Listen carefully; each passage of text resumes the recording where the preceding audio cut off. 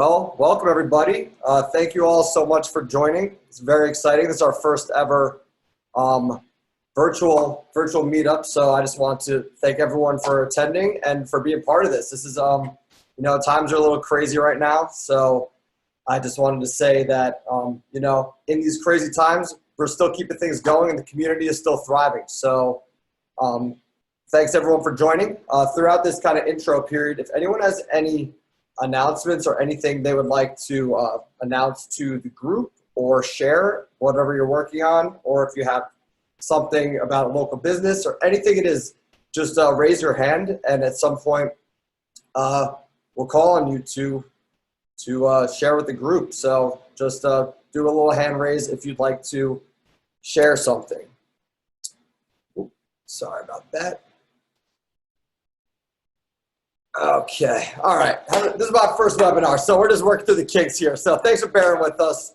Wanted to just say that we have weekly Instagram lives, so anyone who is joining along on the journey, if you join us at JC Tech Meetup, we're going live with different local businesses and friends and creatives and collaborators who are going to talk to us about how they're making things work and surviving during these quarantine times. So if you don't follow along already, join us for our weekly Instagram lives, and we're going to be doing more webinars like this when I actually understand how to use the webinar functionality and we figure it out. So, we'll all get through this together and figure it out. So thank you. If you've never been a part of one of these before, the Jersey City Tech Meetup normally hosts physical events in Jersey City, basically covering all different topics in tech, anything from fashion tech, social media marketing, to cannabis and more. Really just bringing together a community of education and fun. So whether you've been to one of our physical events or not, I just want to thank you for joining. This is really exciting that we're able to still stay connected and be a part of something through these times. So welcome again. Thank you everyone for joining, and we're going to move on. See a little chat here. All right, cool. First timers, I like it.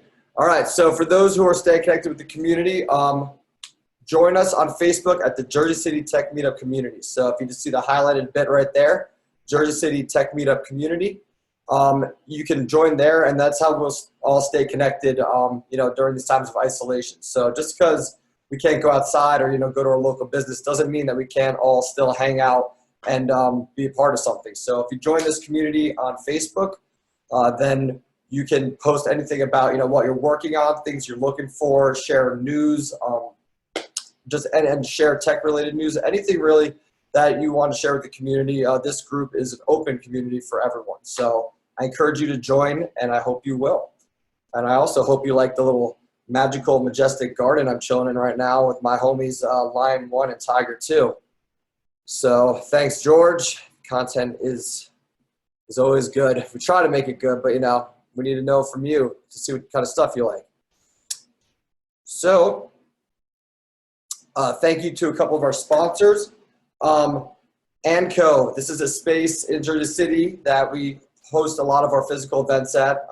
Obviously, we're not having our physical events now, but I just wanted to shout them out and say they've always been really awesome. So show some support and love to ANCO, and follow them. Go to ancowork.com or on social media and just send them your love.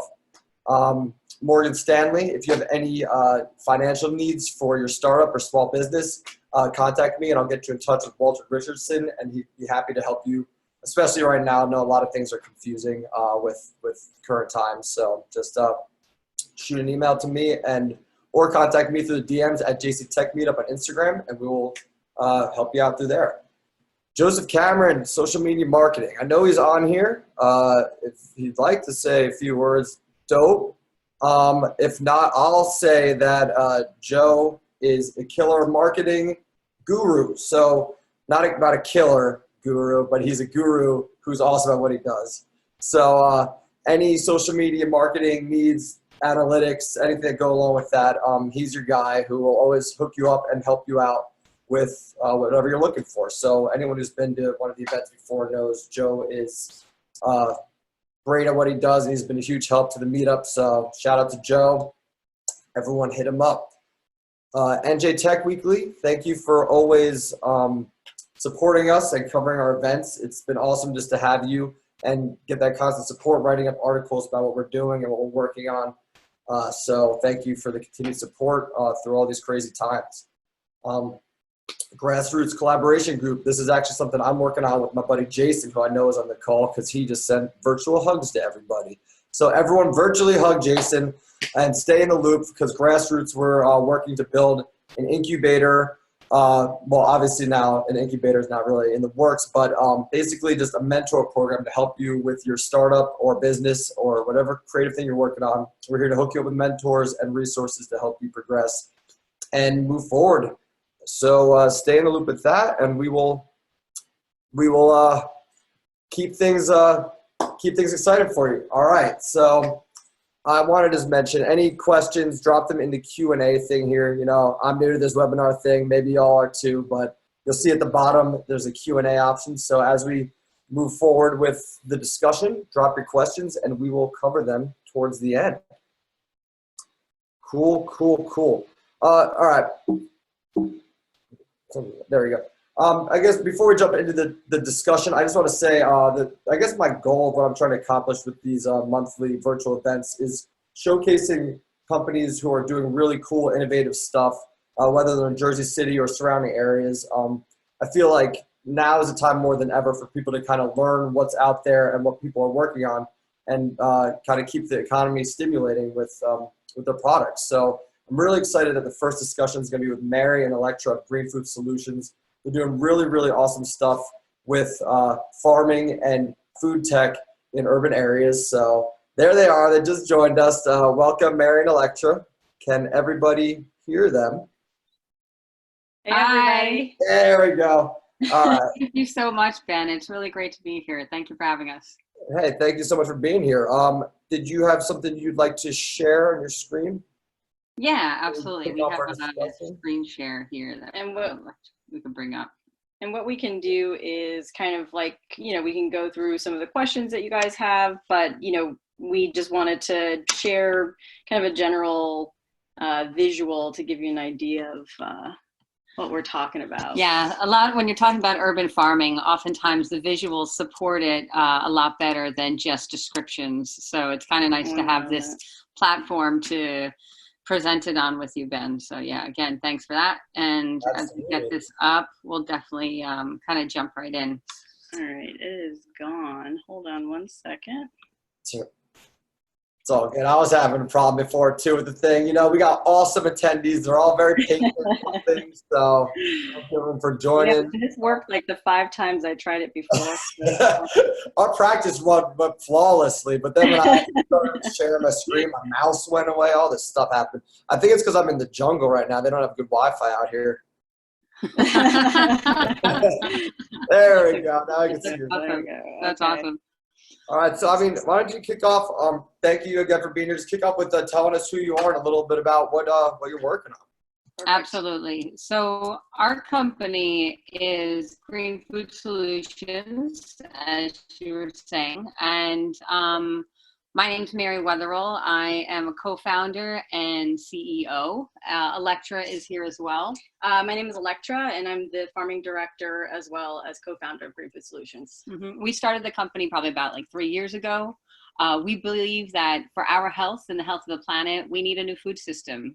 These pictures kind of depict, you know, food that travels thousands of miles before it reaches our plate, combined with packaged, processed, and preserved food choices that have kind of become the norm, which are leading to a real health crisis where 5 out of the top 10 leading causes of death, at least in the US alone, are directly linked to some of the food choices we're eating, combined with obviously the environmental impacts such as water extraction, water pollution, and eutrophication like this here, where creates ocean dead zones just from the industrial size ways in which we farm. We can't continue feeding our world this way. So we formed our company 3 years ago, and our mission, let me see what's going on. Our mission basically is to empower a local food system, a new local food system where literally cities are flooded with nutrient-dense food, with it sustainably grown. This is an example of actually a residential building we have kind of sold them this hydroponic farm where we installed it, we maintain it for them through a farm service that we offer, it's really awesome. We basically empower a local food system where in this building, all of the food goes to the local residents.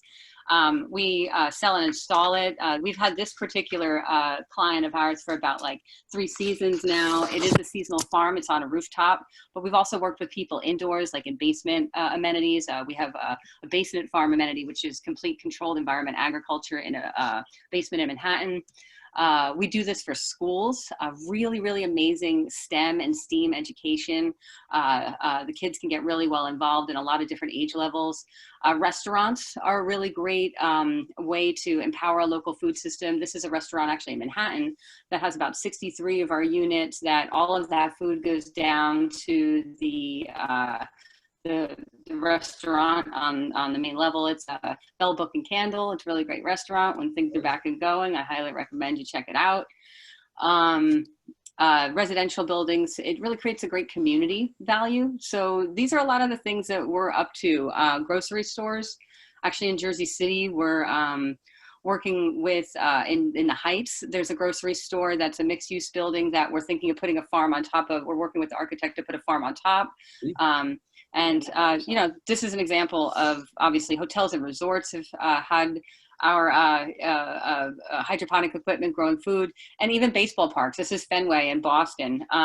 There's a garden table cafe, and that food that is grown on site. So really, our company likes to just say that we empower food growing like anywhere.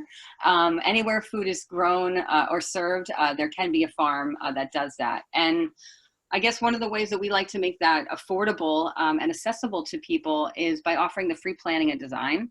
So if you know your square footage of any size space, from like individual homes to anything, we'll provide you a free CAD layout showing you exactly what the cost of the startup would be, as well as consumable costs for an entire year. Our mission is really kind of to empower a local food system, and we know some of those startup costs and resources can be a barrier to entry in this industry.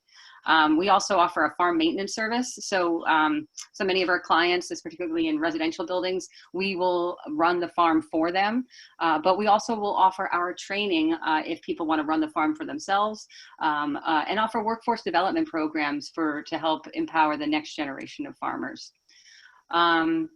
So yeah, this is some of the stuff that comes with our training, but this is just like a glimpse of, you know, not to go into the whole presentation, we obviously do these things virtually as well, but this is a lot of what we are up to. You know, if there's any other questions, obviously we can. Yeah, that's great. I mean, I just love that basically you're showing that farming doesn't need to be out in a huge field. You could do this right here in Jersey City, Manhattan, anywhere, you know, and that's really encouraging for people who want to kind of start this thing and want to grow more of their own food. It doesn't, you're not as limited with the technology you've created. So I think that's awesome. I mean, so how did you come up with this technology? I mean, I guess jump into the technology a little bit. Where did this idea come from? Yeah. So, well, so we're, okay, I was going to say, go ahead, yeah. Well, I was going to say the idea for the farm amenities kind of was something that was really inspired by some architects that were working on this particular project, the Denizen, where we have 79 individual units. The architects were really kind of doing it. This particular residential building is an amenity building on steroids. They have rock climbing walls and doggy daycare and swimming pools and all that stuff. So of course they also wanted a farm, and the farm amenity was really kind of something that the architectural firm was kind of helping us introduce to this building. And, you know, amazing at that, actually, it became such a cutting edge asset to them that it, you know, they rented out their apartment in far less time. Actually, all of the agents were telling us to really keep that farm up and going because it's helping us rent apartments. This was a brand new building. So it was a really great beginning to what we're starting to see as a really great amenity for residential buildings. But I think Electra was going to kind of go into the systems themselves. We actually work with the manufacturers of the systems. It's called a tower farm system. Actually, we can show you some pictures about that system as well. These are some other projects and things that we're working on down at South Street Seaport. This is the one in Jersey City I had mentioned. But basically, a tower farm is a hydroponic system that has a 20-gallon reservoir. I don't know if you can see the visual there. Yeah. At the bottom, and it has a 40-watt submersible pump. So when you're thinking about electric usage, a lot of people, when you think of hydroponics, about a lot of the electricity that goes into these things, 40 watts is less than a light bulb that you'd have in your house. So we like to, again, make innovative technology meet agriculture, but in a way that is sustainable and affordable. This, the water kind of, you could see the roots end up getting suspended in air in this system, which has the plants grow 2 to 3 times faster, basically because they're getting more oxygen to the roots. Even in traditional growing in soil, you usually need rocks or something to aerate so the roots do get access to oxygen. And in this case, given they're suspended in air, they're getting more oxygen and therefore go 2 to 3 times faster. That was actually a study that was done by NASA too, which was really cool to learn that. This is an aeroponic system. What's unique about this system, if anyone is familiar in hydroponics, aeroponics usually uses these little misters, which really easily get clogged. There's, as you can see, there's no misters here. The water actually pumps from the reservoir up through the system, and it's engineered that the shower cap is designed on each tier to have the water fall down in a way that it equally wets the plant roots on each of the levels. There's 20 plants in a system in the smallest size, but they're modular and can grow really high vertically. We've worked with them in greenhouses. This is that rooftop farm in Manhattan on top of the restaurant.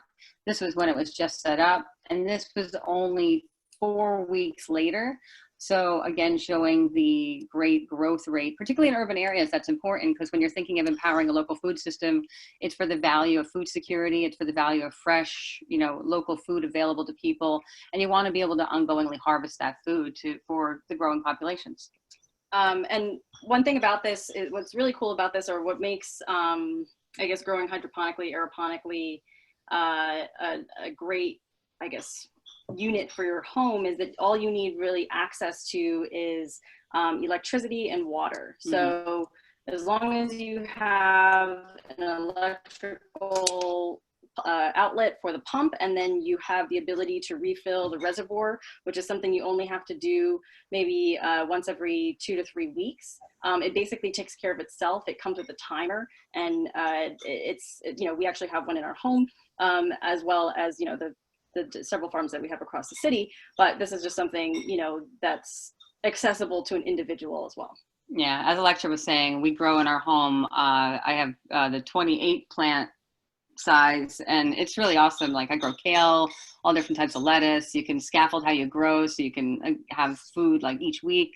It's actually, we've been getting a lot of attention about that recently because people have been interested in growing. What about cannabis?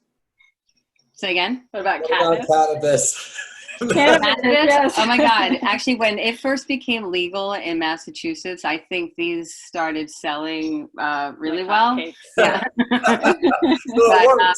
Yeah, no, it does work. And actually, there's an Instagram page that someone uses this system and grows it in Massachusetts really well. I forget the name of the page offhand. Yeah. But actually, there's a gentleman, a fine gentleman in Denver, Colorado, who grows, exclusively with the tower for cannabis.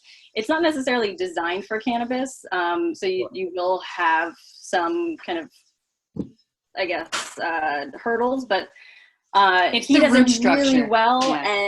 and you can maximize your space. So what's really cool about it is you can fit 28 plants, or 20. Well, this would be more like 20 plants in a 2.5 diameter space, right? So if you've got the height for those cannabis plants, then that's absolutely you have a really funky light system. They grow like a weed. They do grow like weed. So, I mean, what inspired all of this? And like, why the city area for something like this rather than going somewhere with farmland? What inspired you to start this, and especially here? So I am from Jersey City, born and raised. Electra's from New York City, up in the Bronx. And I can speak for myself personally that I mean, urban areas are just my regular stomping grounds. So it was, and health and nutrition is something that's really important to me. My background is actually in health. I have a wellness center in Montclair.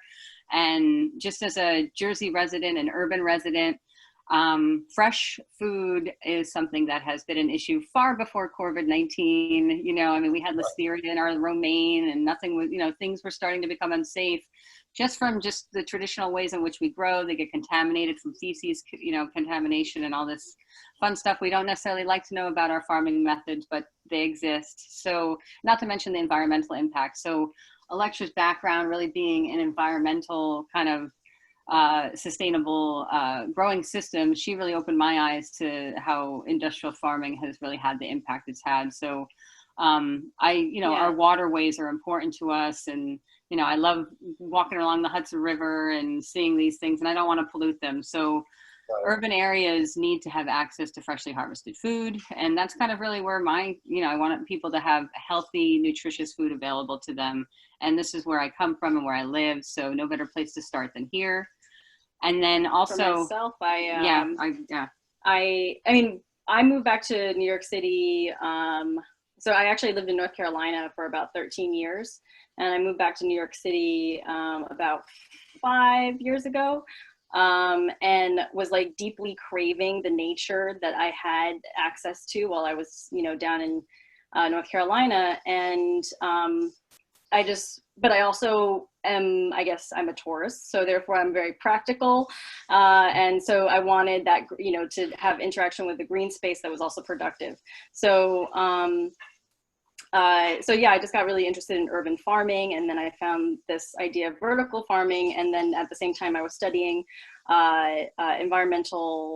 sustainable environmental systems and city planning division of Pratt Institute. And that's where I was like, okay, we need to set up something here in New York City, in Jersey City, to have, to give people more access to, first of all, just green space, like at the very bare minimum, but then also access to education and tools that they can use to actually grow food and have green space in a very hard urban environment. Right. It's definitely much more tough for people to do that in general around here in the city. So that's really awesome that you're bringing this around and kind of making that more easy for the average person to actually create their own food. I mean, why do you think it's important for people to make their own food in general? You know, why would you, I guess, like say, you know, use this over going to the grocery store and grabbing some lettuce from the market? We probably both have our own answers to that, but there was a point at which I think a lot of the environmental impact that is happening and the way in which we're growing our food, we need to begin to ignite a local and regional food system, which does exist obviously in other parts of the world. I know Japan and Italy are very known for their regional food systems, and they work very well. And I think just that scaling down a bit to certain degrees, but also, you know, trying to accommodate the conveniences of different types of varieties. So actually, you know, this is a technology kind of group of people, you know, accessing greenhouse technology can help us grow a variety of different types of crops and fruits and trees that we're used to eating without having to ship them, you know, internationally and things like that, and kind of redesigning. You know, when you fly across from, say, like the West Coast to the East Coast, to the East Coast to the West Coast, you know, a lot of those farms that we're passing over aren't growing food for me and you. You know, a lot of that is animal agriculture, growing soy and corn and otherwise. And, you know, so we believe that if we were truly using our land properly and using technology in a way to innovate our food system in a new way, really for a new local and regional food system that can be empowered through city planning. Electra's background is in city planning, and there's a lot of access to being able to see how we can redesign everything from where your grains are grown, your trees are grown, and accessing hydroponics and that technology for where that serves us best in our most perishable items, which are our leafy greens and our herbs, which are also very expensive, which can reduce cost. So there's a lot of gain to be had in exploring you know, this whole redesign of engaging a new local food system to create a regional and local impact for sustainable reasons, mostly, I would imagine. But I'll just and second health. that. Yeah. What do you think, Electra? I was just going to say, I'll just second that. Well, I mean, it is. People are starting to think more in terms of self-sustainability, and I think that's really cool how you can kind of, you know, make these things for yourself. Do you think COVID pandemic is going to have an impact on people's perception of self-sustainability? How do you think that's going to play a role in all of this? Yeah, so actually, since I'm going to get to like a cool picture real quick because this is a fun picture. So what we've been experiencing, and you know, in a lot of ways, we've been impacted by COVID-19 in the sense that we're only allowed to go to one of our farm amenity locations. The other one is completely closed down, so we're not able to engage there. But what has been kind of another, I guess, a positive of this for us is that people are actually thinking more seriously about growing their own food. And so a lot of people who've been on the fence with us, who've been like, hey, I'm interested in this, I want to do it or whatever, have like already gotten their towers and they're already starting to grow. Right. And even if it's not with a tower, like people are interested in growing their own food. Like I even started you know, usually we have a tower here. Mary and I are actually partners. So you know, we usually just use that because it's fun and it's a hobby for us. But I recently just planted a fire escape garden because I'm just thinking, okay, just in case we've got our own supply, but it's also healthier for you. We're actually going to be doing a series of growing food at home to help support people. It's a completely free series. People can join it at any point. I think actually April 18th is our next upcoming one, but we're going to be doing a series about that. Say again? How can people find that series? I want to type it in for the chat. Is there a link? Yeah, so it's greenfoodsolutions.com/events. All right, put that in there for everyone. Everyone should join that. There you go. Awesome resource for everyone, and we appreciate you. That's my tower. That looks glorious. I grow like Swiss chard, arugula, basil, cilantro. That's when I actually started growing some tomatoes indoors, which I actually do not recommend. Tomatoes do far better outside in the sun, as do most vine crops. But it was fun. I did get a few tomatoes, but again, not worth it indoors. But yeah, growing food at home can be a nice indoor jungle. Sweet. I mean, oh yeah, that looks cool. Where's that? This looks awesome. I'm really excited about That's this. actually this is a good example of like a regional farm. You know, a lot of people just even like in Florida. This is in Florida. There's there's a client that just reached out to us down in Howell, New Jersey, who has a couple of greenhouses, and they're looking to put towers in it. And this is just to supply like to the local restaurants down in South Jersey and things like that. This one particularly is in Florida, as Electra was saying, but we basically show people how to do the planning of a greenhouse, from something that can be you know, much more affordable startup to some middle grade type of pricing to also the, you know, bells and whistles and really full high tech greenhouse production. So, you know, our company really looks to just really support people with resources and planning to help get started so that their farm can be that much more successful when they do. That's great. I mean, is there any, would you say there's any downsides to growing your own food, or not necessarily downsides, or maybe some cautions that people should look at, and how do you mitigate those? Is there anything that people should think about, you know, more if you're making your own food? Yes, actually, I think it's a great question. And there's a couple of things actually you want to, I would say. No downsides. No, because it's, you know, and it's not so much a downside as it's a challenge. Most people, you know, love the idea of starting a garden and growing food, but, you know, obviously there's a lot of, you know, particularly if you're growing in the ground and traditional methods, there's a lot of weeding, you're on your knees, you're there can be a lot of work involved. Hydroponics does take away some of that work, which are why some of the benefits of growing in a hydroponic system, there is no weeding, it's automatic watering. You know, basically you're just enjoying the harvest. You don't have to, you know, do any of the cleanup, and, you know, there's no soil, it's not dirty in any way. It's ergonomic because you're standing up, you don't have to be on your knees. But there are some challenges even in a hydroponic system where you're thinking about water monitoring. So, you know, you can have fun and just grow, but if you really want to grow food consistently, you have to make sure your water is at a certain pH level. You have to monitor the nutrient level in the water. And there, we embrace so many, like, Electra really has much more of a technological background in this. My background, as I was saying before, is in health.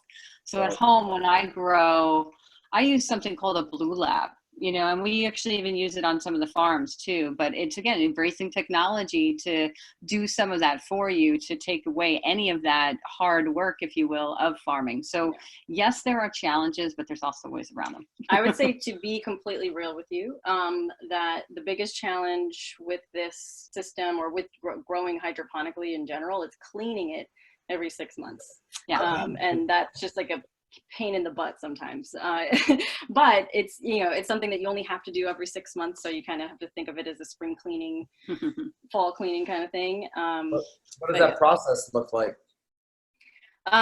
So let's see if we have a picture that gives a better breakdown. They're really modular systems. So the 20-gallon reservoir, like if you disassemble, so if you imagine this being disassembled, each of those individual tiers gets removed, and then you remove they're attached to the lid. So then you remove the lid, and then you basically empty out the reservoir. In the farm, we obviously use a power washer and just like spray it out. But at home, honestly, I just put it in my bathtub and I scrub them with a scrub brush and use all the food safe, like Bronner's food safe soap, stuff like that. And, you know, just clean it out, make sure, you know, I give it a good scrub, rinse it out really well. And that's really what it takes to do it. So every 6 months, like Electra was saying, is at home, I put it in my tub. At the farm, we use a power washer. Yeah. And I mean, it's anywhere between like a 30-minute to 1 hour process, depending on how dirty your tower got, or if you got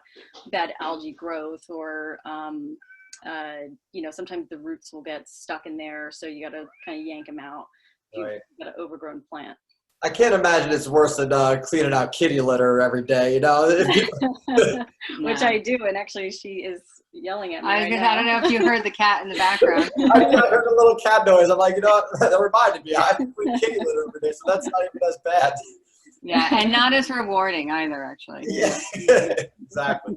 Just real quick for the attendees, I see a few questions coming in the chat. Make sure you just please. Q&A at the bottom, because we'll cover those shortly. I see a few coming in, so any questions, just direct them down to Q&A. Cool. So I guess I had a question around kind of just from the entrepreneurial perspective.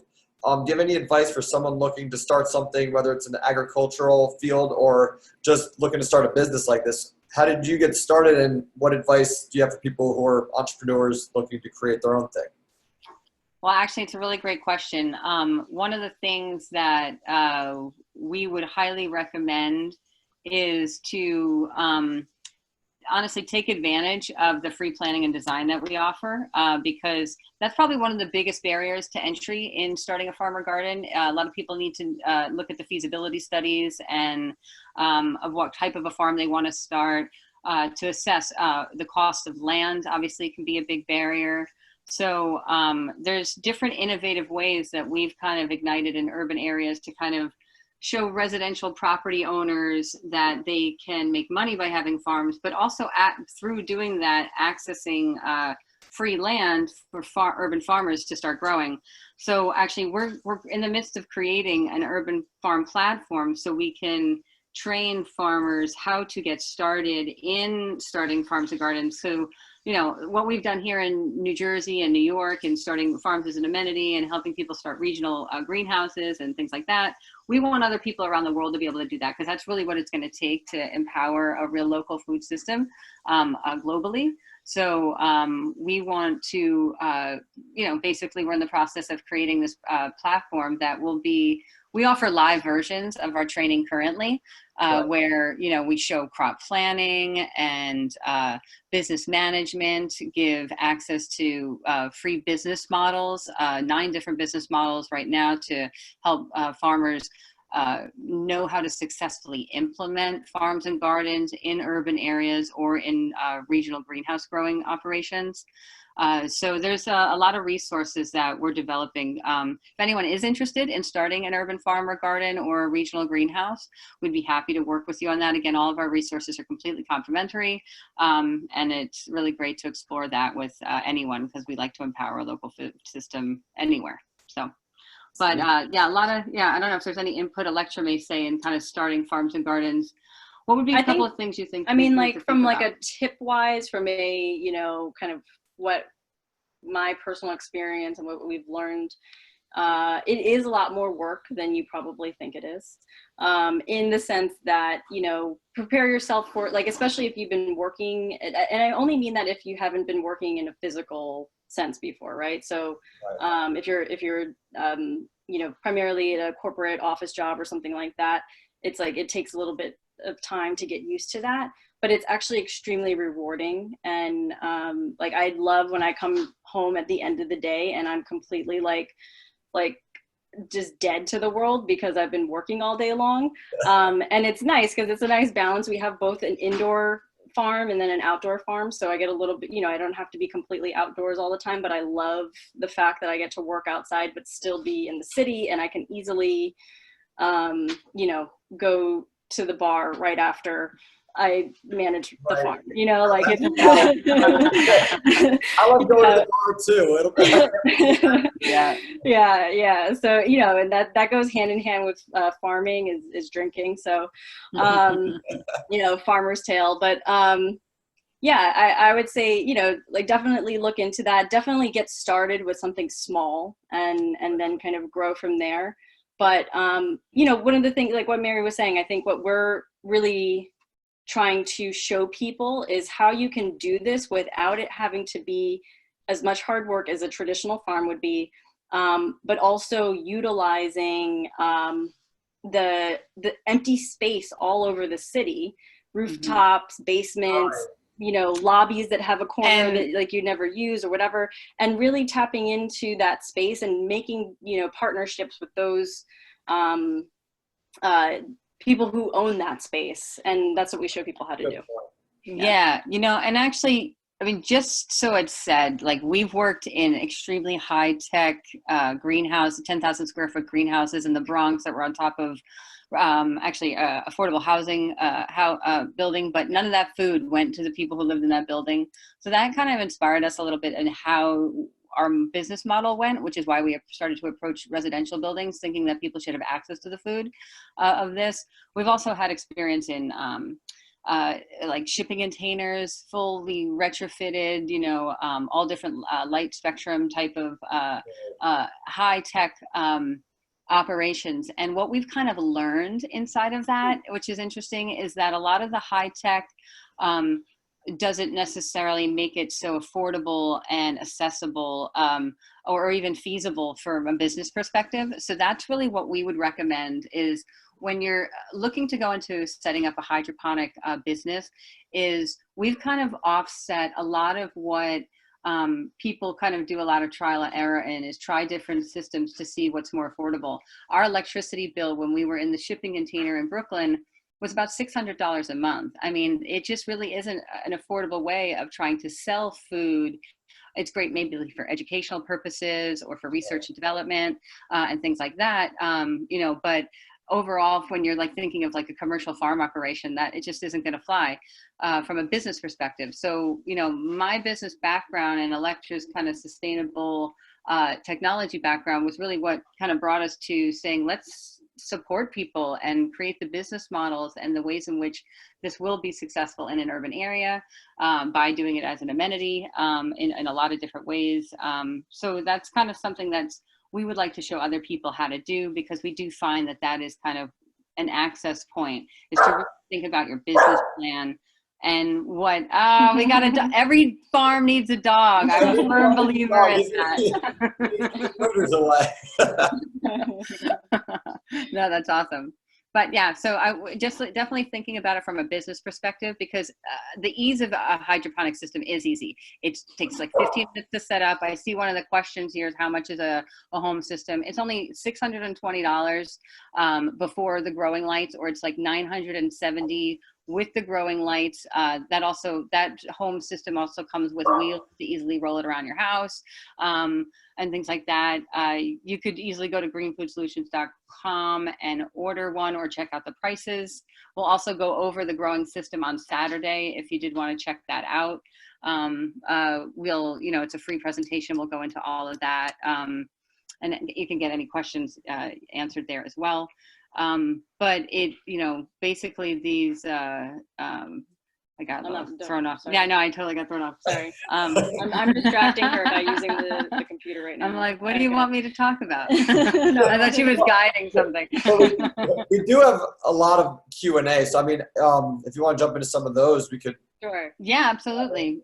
So obviously we addressed the one with cost. It's $620, or actually there's, you can get it for as low as $567 a month, plus tax, for 12 months. That includes shipping. Actually, no, you mean that's for the 12 gardens? No. Do you mean for the? No, I'm saying it's $620 or $51.67 a month. Okay. I thought you said 500 and something. For 12 months actually, which is really great. So I buy organic food. If what's it called? You guys have any, or even regular price food. For $51 a month, it's a really great buy. Right. What are some other questions we have here? Obviously, pricing. It's a really it's a very affordable system. Something about, did you start with the manufacturer in mind, or did you have to find the right fit after you had the product? So basically, what came first, the manufacturer or the product idea, and then you found home? Now, great idea. Actually, a great question. So we were working in the shipping container where I was saying we were paying like $600 a month in electricity bills. Really cool shipping container, had the pink lights, did a lot of great tours, probably made more money in tours than we did in food sales, because it was really hard to cover the costs. And it was just too high tech. And they hadn't figured out the economy or the economics of that yet. But so really, Electra had taken us to, she was working for a consulting company at the time, currently named Agritecture, but at the time was Blue Planet Consulting. And we went to Green Tech in Amsterdam, which is a trade show. And kind of as we started to assess the different hydroponic systems that were on the market, we saw a lot of the pitfalls just from our own experience, that there were a lot of people going really too far high tech and making a lot of claims about systems that weren't true. A lot of people were claiming they grow 4 to 5 times faster when NASA studies are like it's 2 to 3. I mean, listen, they do grow faster, but let's keep it honest, Right. So there was a lot of marketing happening in the industry. So we kind of wanted to create a company that helped people kind of navigate through some of that, both from our experience in different systems, as well as just, my background in business, knowing how to kind of navigate some of the, just what the economics should be inside of like what price lines you need to make for margins. And, if lighting is going to cost you this much, it's just like, that's not going to work, or that is going to work, kind of real basic math. So, yeah, that was kind of, kind of what had gotten us into it through finding this system. Actually, there was a guy in the Bronx who was using this system for a really great program he has called Green Bronx Machine, which was igniting growth in schools, a really, really low economic area. And he was the one who recommended this system to us. And I started growing at home because my interest in health and just growing food was there. And then it was just something that we were contacted by the manufacturers. They wanted to become a part of something called the Vertical Farming Association that our colleagues ran. And they told them that, like, hey, we know women who are interested in your product. We had a couple of the systems outside of our shipping container in Brooklyn. So the manufacturers got in touch with us, long story short, and asked us if we would represent their product. So Sweet. Yeah. Cool. And it's actually something that we did our research about to begin with. So for my master's degree, I studied how vertical farms could be a means for food justice. And so I kind of like explored all the different types of systems, and that this model was the one that we basically came out to be the most affordable and the most accessible from a learning curve. So if you don't have any growing experience, it's something that's, you know, in the 1 or 2 years that I was kind of studying this, that's what we came up with. And that's true because I don't have growing experience prior to, I mean, now obviously I've been working in this industry for about 3 years now, so I do have more now, but when I began, that was definitely, I was like killing jade and things like that, which are supposedly easy to grow. You got to start somewhere, right? Which I guess a good next question I see here is, what are some of the limitations of vegetables that can be grown using the system? So you can't, or well, you could, but it's not smart to grow potatoes or something with a large root, like large root vegetables like beets and things like that. You can do small radishes and some carrots, but from a commercial farming perspective, it's definitely not a good choice because the amount of carrots that you'll get is just like not worth it. You're not going to yield enough. Yeah. But it's fun to experiment with. You can't do trees. No trees, no almond trees. Weeds are okay, but no trees. Actually, what's cool about it is this is one of the only hydroponic systems. For those of you who actually know about hydroponics, obviously they're really known for their green leafies. So all of your shards, your kales, your spinach, stuff like that, and your herbs and your lettuces. But many of them don't grow vine crops, while this one does. So you can grow your tomatoes and your peppers. This even grows like watermelons and cantaloupes and cool things like that. You're probably limited also by like things that take a long time to grow, like raspberries or like grape wine or grape wine grapes.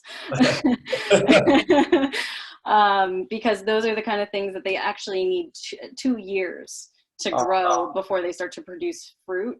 So it's by the time you could technically do it in the system, but it would probably like completely eat the system, like it would tear it apart with the root system. So well, you want things to kind of work together in the ecosystem. Yeah, you want plants that are gonna cycle in and out pretty quickly. So it's like usually your leafy greens or peppers, tomatoes.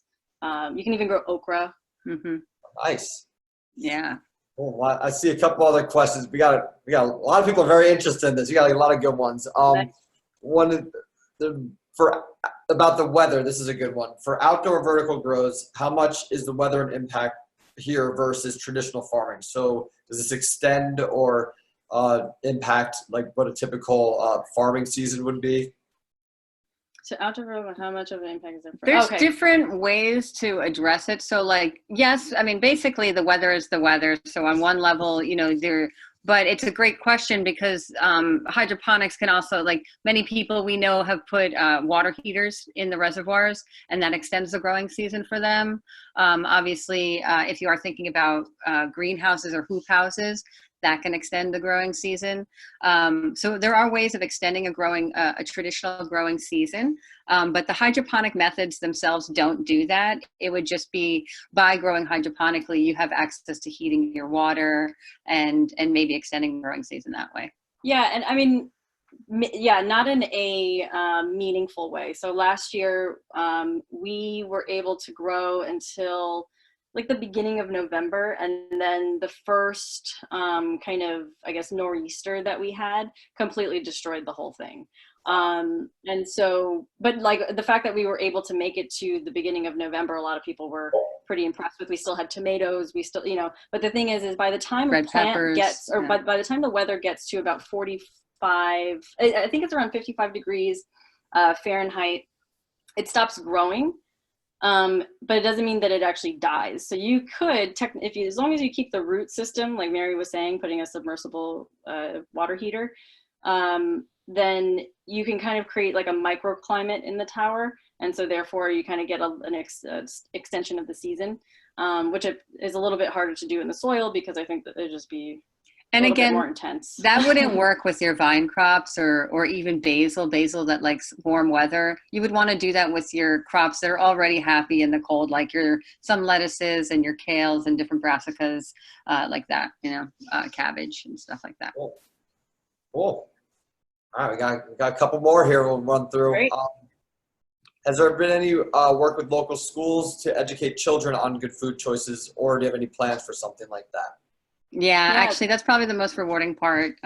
Yeah, so we actually work with an organization called New York Sunworks, and they install sustainability classrooms across New York City.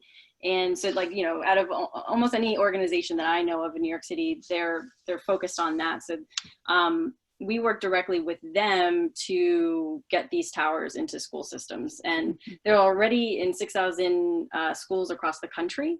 But yeah, I mean, we're currently constantly looking for partnerships with schools to get this. We actually offer, it comes with a curriculum, that, I think the ages range, but it has, kind of the baseline curriculum, and then you can build off of that. So if there's any, teachers, in the webinar today, like we'd be happy to talk to you guys about that as well. And then there's also this really great school. It's totally blanking, I'm blanking on it right now.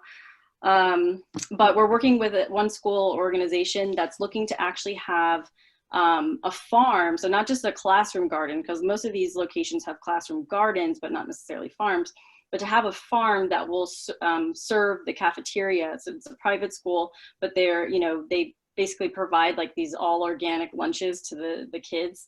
And so that where we would be able to source all of the salad greens, all of the herbs and things like that, any of the cooking greens from the school itself. So definitely lots and lots of possibilities there.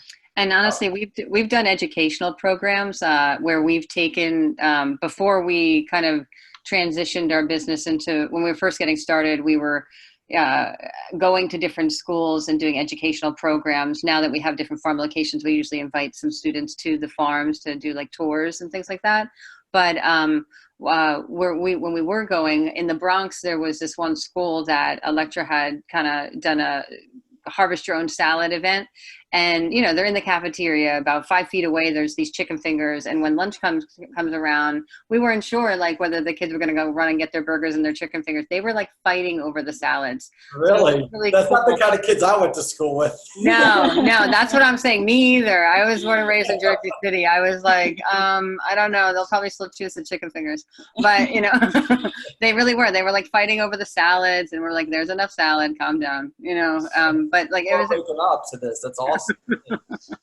Yeah, no, so it's a great educational tool. Plant science, the STEM and STEAM value, the math, data collection, logging.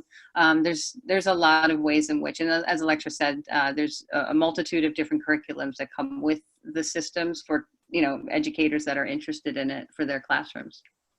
Awesome. Well, we have a time for maybe like 2 or 3 more questions. Do you want to pick one? Can you see the questions from there? Yeah. So actually, one that I want to shout out is somebody that we know, Farmood. Hey, what's up, man? And he asked, what valuable lessons did we learn in Japan? So thanks for bringing that up.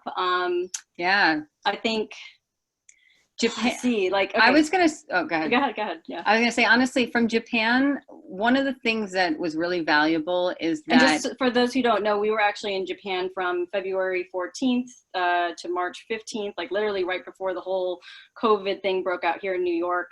Tokyo was kind of already experiencing something, but we were over there participating in a business accelerator. Yeah, it's a year-long business accelerator program. We're participating. The first month was in Japan. So when we were there, we were kind of connected with a lot of different companies. As a company that looks to help people start farms and gardens, we help a lot of corporations help meet their sustainability goals or their corporate responsibility goals by helping them implement farms in their office cafeterias, showing sustainable methods of growing, environmentally sound technology to bring awareness to their communities and their employees, and plus help fresh harvest food to the workplace.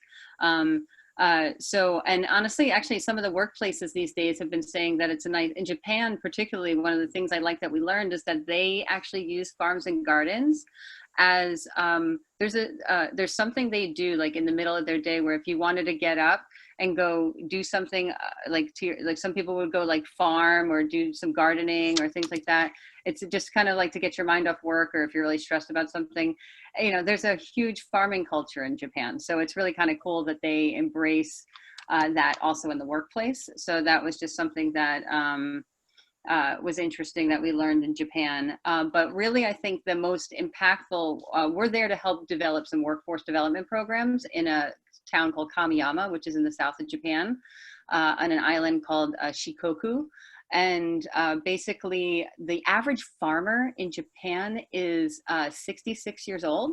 And the average farmer in this town is 71. So they are dealing with serious food security issues. So one of the things that the government actually paid for our company and 6 other companies to go there to help revitalize the farming culture and economy, because given the rise of age of the average farmer and the lack of interest in the younger generation in traditional farming methods, to help ignite that interest by bringing technology and by bringing innovation to spark the engineers of the future of Japan to also maybe be the future farmers of Japan as well, and help with the food security issues that are not only in Japan but also here in the US and in many countries globally. So that was a really great, thanks for that question. That was something that we really took away and are continuing to work on with our Japanese colleagues.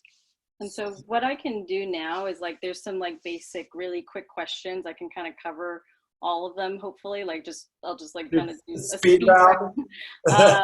So is there only water in the 20-gallon drum, or is there a combination of vitamins and nutrients included? So there is both water and the vitamins and nutrients. It's a nutrient solution. It's made out of basically what you would find in compost or fertilizer. So nitrogen, phosphorus, potassium, micronutrients like magnesium and iron. And it's basically a perfect blend to help the plants grow. It's something that you'll have to add maybe once every 2 to 3 weeks whenever you add more water. But it comes with but a growing system comes with everything you need to grow for about 10 months. So it'll the tower will come with the seeds, the germination tray, the pumps fully automated, and as Electra's saying as well, everything else, that you need to. So then Dean asked, also, how much electricity does one use? Yes. A study that was done maybe 5 or 6 years ago showed that it basically cost you $12 per year to grow outdoors specifically. Mm-hmm. And then if you're looking at indoors, it's probably going to be closer to maybe $40 or $50 per year. And honestly, the pump is a 40-watt pump, and then the LED light kit, which I think there's another question about LED, the light kit, that's 125 watts. So if you kind of you're leaving the LED lights on for about, well, we suggest 14 hours a day, but just depending on your sleep schedule and what you want to do, you'll kind of decide what that is. I probably, in my tower, with the grow lights, I grow inside my apartment in Jersey City. Mine is about $5 extra per month in my electricity bill. So just to, And I do recognize that it's 7:30. Are we ending at 7:30? I forget it. I mean, yeah. But we could do a speed round. If people need to go, they could go. We got so we could still. Okay, so what kind of light is needed for these towers? I know you meant, okay. So basically you can use LED lights. You can pretty much use anything as long as it's close enough to the tower. But it does come with, right now we're actually on back order because of this whole COVID-19 situation. The lights are on back order until June, actually. Yeah. So then has there been much thought put into growing seasonal produce in the local area to educate people on what works in their local climate, altitude? Yeah, so that's something that we offer. We did this actually in September. We offered a Tower Farm workshop where we showed people how to grow food in New York City specifically. Mm-hmm. There's workshops that happen across the country. but not as regularly. We're hoping to have another one in the fall, actually, and it'll probably be in a greenhouse around, in probably Howell, New Jersey. So that in that area. So we'll keep you tuned into that. So how big could you upscale the system? Could you supply a county of food markets with just an office space? So you can scale up this system as tall as 8 feet tall, right? So that's growing 44 plants per tower in a 2.5 foot diameter. And then you can go pretty much as wide as you possibly can. In terms of how that supplies a local supermarket or, like the local supply, I'm not exactly 100% sure. Haven't done the metrics on kind of the meta scale of this, but I know that I've heard from people that there are some greenhouses in Ithaca, for example, that produce lettuce, and it's actually enough lettuce to supply Ithaca and more. So it's something where it's totally possible. I see a question here. It says, is this FDA approved? It actually is. It's a food grade safe plastic. It's a military grade plastic that is approved by that. So one thing we try to tell people when they're growing food at home and they're really interested in hydroponics, do not go to your Home Depot or Lowe's or anything like that. Not because I have anything wrong with those stores, but PVC piping arguably has BPAs and other types of chemicals that can and will, depending on the grow light situations and the heats that you're using, or if you're putting them in sun, even in greenhouses and things like that where it gets really hot, you can have leaching into your water, therefore into your food. So these are approved and are food safe. Thank you for asking that question. I also want to shout out my boy Jake. Jake is on the call from Melbourne, Australia right now. Nice. So Jake wants to know if you're expanding to other countries such as perhaps Australia. So actually we do sell farms internationally, including Australia. So a farm basically would be defined as 10 towers or more with an automated irrigation system. So if you know anyone interested in that in Australia, definitely hit us up. Thanks, Jake. Start a farm, man. Start a farm. I'll shout you out when you start your farm. So we'll follow up with Jake after that. All right, cool. We have three more Q&A.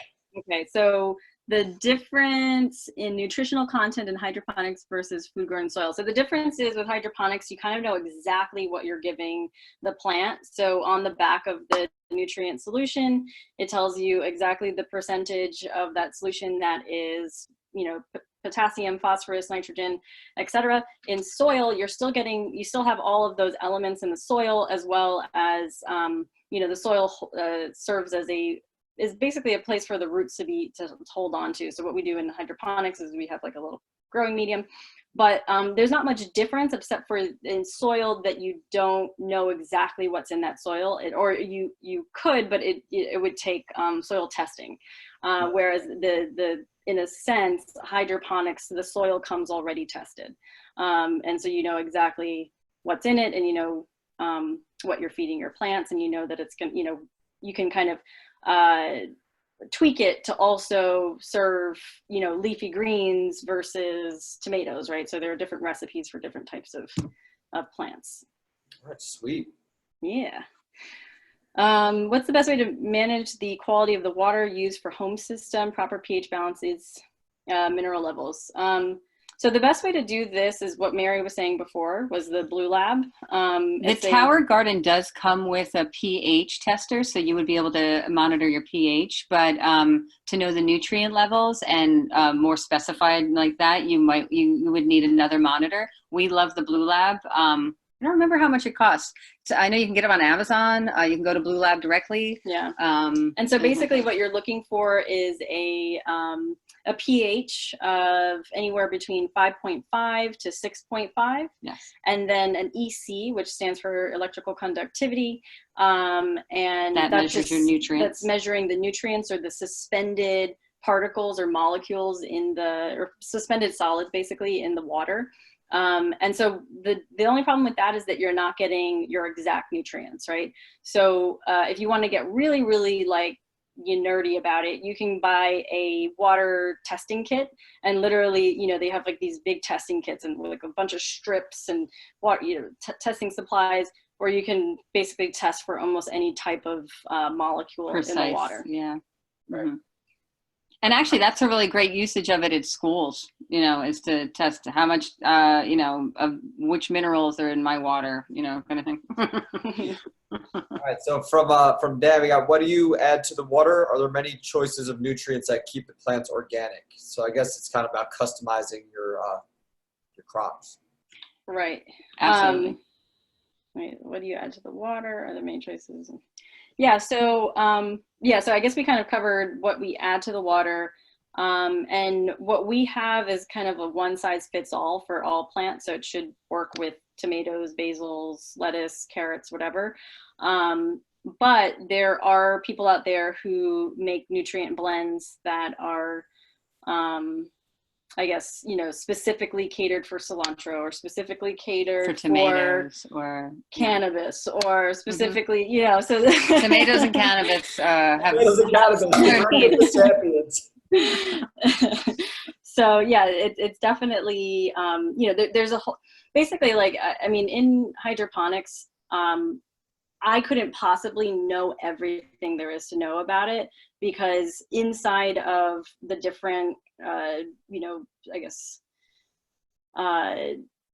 expertises, like you can go so deep into these things, like in terms of lighting, like you could go on for days and days and years about which lights you should use, and you could go on for days and years about the nutrient content and which plant likes what better. And what's cool is that there's a lot of research out there being done about this to give us more definitive answers. And honestly, but to that question, if you are growing at home, we sometimes even tap into our local extension agent about various nutrient supplements if needed. Like Electra was saying, we use the particular nutrient solution that we use for the tower, but there's hydroponic stores that sell, it's kind of like, there's all different brands to things, even when you're in a soil garden and you're adding your amendments, there's different types of amendments that you could buy and add. It's no different than that in hydroponic systems. You have to add your amendments, if you will, to the water.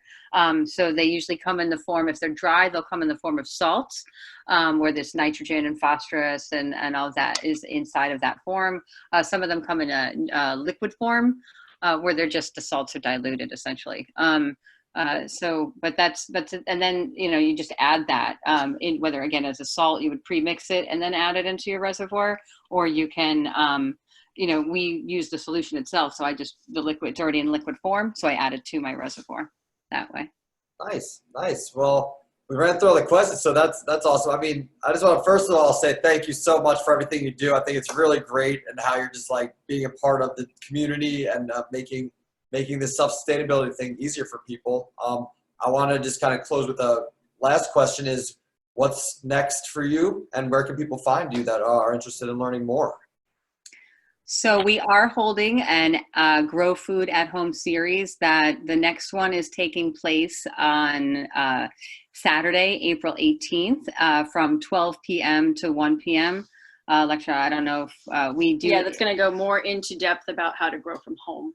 Because what we talked about today was more of our, I guess, large scale operations. So yeah, more how to grow at home. And the different series will cover, we'll always kind of go over the growing system a little bit for people who are new, and just kind of tell them a little bit about the tower garden system. But then we're also going to go over different types of things, like what we're doing, different systems we're using on our fire escape here, different ways to grow root crops while you're at home, your vine crops, and just kind of concentrate on different things for each of the different, we alternate them on Saturdays and Tuesdays. So like I said, the next one is this upcoming Saturday, but then the following one would be the next Tuesday, and that's in the evenings at 7 p.m. So you can check it out on our website, greenfoodsolutions.com/events. And thank you so much, Ben. Yeah. You have a really cool and amazing community here, and I'm really happy to have, quote unquote, met you guys, and look forward to actually meeting you at an NCO event in the future, where we could shake hands and, And That was hugs. an act of love. Hugs, Yeah. hugs. Hugs, right? Virtual hugs. Yeah, well, thank you so much. It's been great chatting with you. Thank you, everyone, for joining. We have a recording of this, so whoever's been an attendee, we'll send it out to everyone. And I'll ask both of you to send me links that I'll follow up with everyone with links to, your events and whatever it is. So we'll follow up with everyone with all that information we chat about. Awesome. So, All right. Thank you, so Ben. much. This is awesome. It's been great. And everyone stay tuned for more of these virtual events. We'll keep them coming. Absolutely. Bye, Pramod. Bye, Venus. Bye, everyone. Bye, Cassidy. Bye, Emily. Bye, Jake. You're Donna. Oh my God. Hey, what's up? Yeah, we'll give her a shout out. Bye, Joe. Bye, Gallus. Bye, Kevin. Bye, Joseph. All right, later, everybody. Peace. Bye.